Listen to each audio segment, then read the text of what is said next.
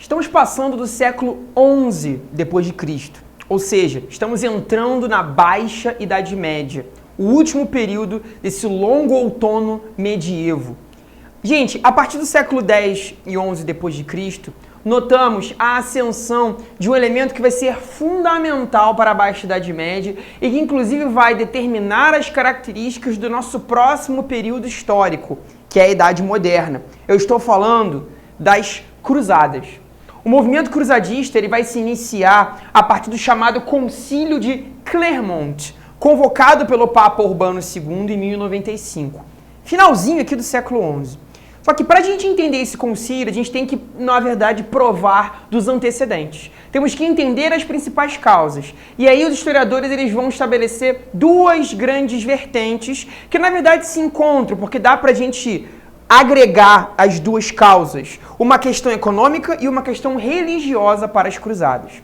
Vamos primeiro definir o que é cruzada, Gabriel. Primeiro vamos definir o que é o movimento cruzadista. As cruzadas foram longas expedições militares e religiosas que cruzaram a Europa em direção ao Oriente com o objetivo de reconquistar a Cidade Santa, a chamada cidade de Jerusalém, a Terra Santa. Em Jerusalém, nós temos ali uma grande importância para o cristianismo, pois reside o Santo Sepulcro. E lá, gente, nós notamos que a cidade estava sendo tomada pelos chamados turcos seljúcidas. Coloquei aqui, né? A grande missão dos católicos a partir desse movimento é expulsar esses infiéis, os chamados turcos seljúcidas, que são diferentes dos turcos otomanos, tá ok, galera? Os turcos seljúcidas, eles descendem de Seljuk, que foi o primeiro rei, o primeiro líder.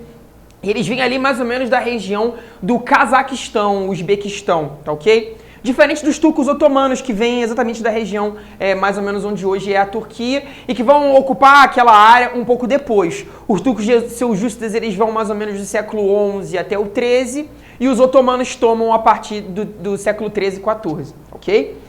Os turcos seljúcidas, então, ocupam aquela região, invadem a cidade e estão ali como infiéis, não podem ser admitidos na Terra Santa. É aí que o Papa Urbano vai convocar essa cruzada, vai convocar essa grande expedição para reconquistar a Terra Santa, expulsar esses turcos infiéis, porque não seguem a religião católica, né? Estão de acordo com leis de outros credos, como a caso das leis de Alá.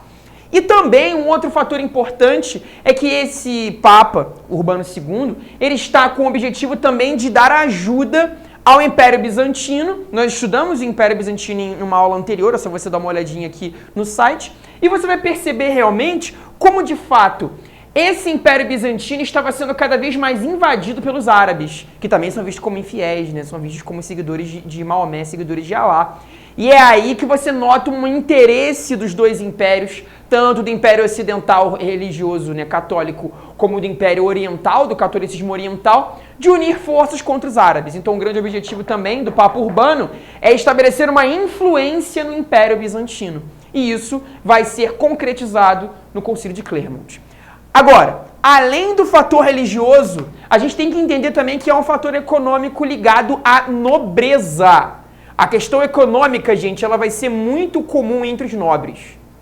Entenda, estamos falando de um período em que a autossuficiência do feudo já não era tão garantida. Nós estudamos isso também em aulas anteriores. O feudo é uma unidade autossuficiente, não é isso? Ele produz para si e ele não depende de ninguém. Só que esse papo começa a dar ruim, né? Porque você começa a ter cada vez mais acúmulo de excedentes, você começa a ter certas catástrofes climáticas. A Baixa Idade Média é um período de certa pacificação dos conflitos internos da Europa, porque você teve o fim das invasões bárbaras, é o que os religiosos chamavam de paz de Deus.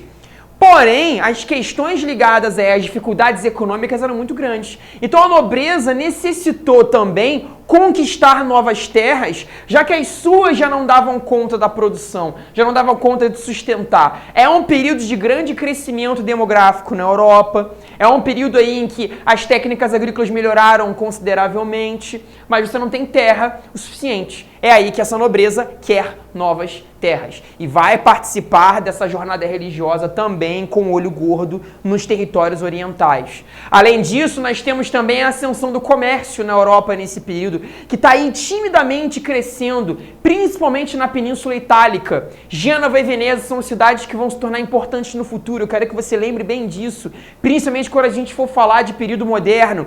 E esses mercadores querem comércio com o Oriente, querem também produtos, querem também enriquecer seus mercados. Então você nota que o comércio, a monetarização, é tanto uma causa das cruzadas, como também uma consequência. É bizarro isso, é muito bonito, porque de fato o crescimento do comércio na Europa é tanto uma causa como uma consequência das cruzadas. E vai ser cada vez mais dinamizado e cada vez mais aí, né, aumentado e expandido a partir do movimento cruzadista.